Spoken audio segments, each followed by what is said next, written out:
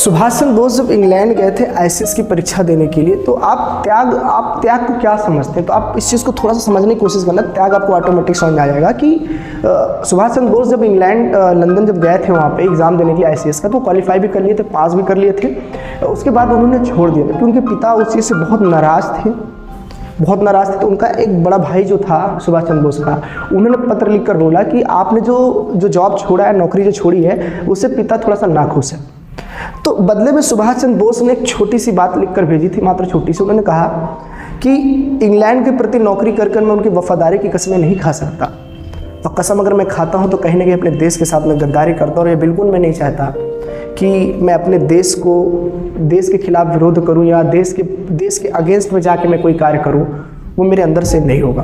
तो कहीं ना कहीं उनके भाई को बात समझ में आ गई कि यार सुभाष को कहीं ना कहीं जोर देना गलत है। लेकिन पिता उनके नाखुश थे, हमेशा बोले कि आपको वो चीज़ ले लेना चाहिए, तो वो नाखुश दिख रहे थे। फिर उनके मित्र ने कुछ दिन के बाद, सुभाष के मित्र ने उनसे बोला कि आपको जॉब लेना चाहिए। तो बोला आप ऐसे कैसे कह सकते हो मेरे से कि वो जॉब लेना चाहिए? तो उनके मित्र ने एक सिंपल सा जवाब दिया। उन्होंने कहा कि आपके पिता बीमार है, आपके घर की स्थिति इतनी अच्छी नहीं है, फिर भी आप जॉब छोड़ रहे हैं। तो उन्होंने सिंपल सा एक जवाब फिर दिया कि एक परिवार के आगे लाखों परिवार का दान नहीं दिया जा सकता है, और कहीं ना कहीं मैं देश हित के लिए कार्य करूंगा, तो कहीं ना कहीं इंग्लैंड के प्रति वफादारी की कसमें मैं नहीं खा सकता। उनका दोस्त एकदम अचंभित, एकदम परेशान कि घर की स्थिति इतनी खराब, इतना कठिन परिस्थितियों में भी ऐसा निर्णय कैसे ले सकता है? त्याग वो नहीं होती जो आप सबके पास हो तब आप त्याग कर रहे हो। असल त्याग तब होता है जब आपके पास कुछ न हो फिर भी आप कुछ त्याग करते हो। उस त्याग का जीवन पे एक महत्व और इतिहास में एक प्रभाव छोड़ जाता है।